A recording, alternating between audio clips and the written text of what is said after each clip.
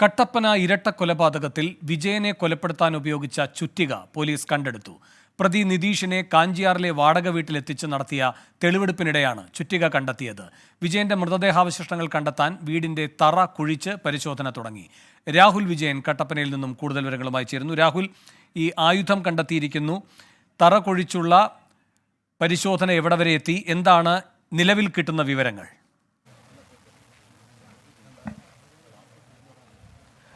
അല്പസമയം മുമ്പാണ് ഈ തറ പൊളിച്ച് കുഴിച്ചുകൊണ്ടുള്ള പരിശോധന ആരംഭിച്ചിരിക്കുന്നത്. ഈ വീടിനകത്തെ ഒരു മുറിക്കകത്താണ് ഈ വിജയന്റെ മൃതദേഹം കുഴിച്ചു മൂടിയത് എന്നുള്ള മൊഴിയുടെ അടിസ്ഥാനത്തിലാണ് ആ ഭാഗം തന്നെ പൊളിച്ച് പരിശോധന നടത്തുന്നത്.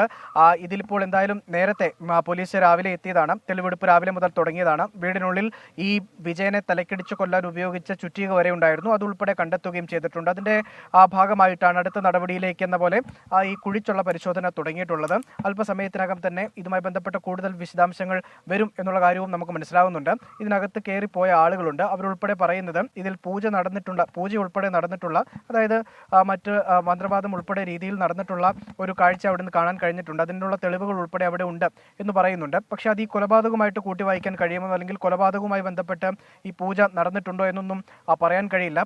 ഈ കൊലപാതകം മറ്റ് നേരത്തെ ഉണ്ടായ ഒരു വാക്കുതർക്കത്തിന്റെ പേരിലാണ് എന്നുള്ളതാണ് മനസ്സിലാക്കാനും കഴിയുന്നത്. എന്തായാലും ഇവിടെ ഈ വിജയന്റെ മൃതദേഹാവശിഷ്ടങ്ങൾ കിട്ടിയെങ്കിൽ മാത്രമേ അടുത്ത നടപടിയായിട്ട് 2016 കൊല്ലപ്പെട്ട നവജാത ശിശുവിന്റെ മൃതദേഹവും പോലീസ് തിരയുകയുള്ളൂ. അത് കട്ടപ്പനയിലെ മറ്റൊരു വീട്ടിലാണ്. അത് ആ വീടിനോട് ചേർന്നുള്ളൊരു തൊഴുത്തിലാണ് കുഴിച്ചിട്ടിരിക്കുന്നത്. അവിടെ എന്തായാലും ഇന്ന് തന്നെ പരിശോധന ഉണ്ടാകും. ഈ രണ്ട് പരിശോധനകളും ഇന്ന് തന്നെ പൂർത്തിയാക്കാനുള്ളൊരു തീരുമാനത്തിലേക്ക് പോലീസ് പോയിട്ടുണ്ട് എന്നുള്ളതാണ് നമുക്ക് മനസ്സിലാക്കാൻ കഴിയുന്നത്.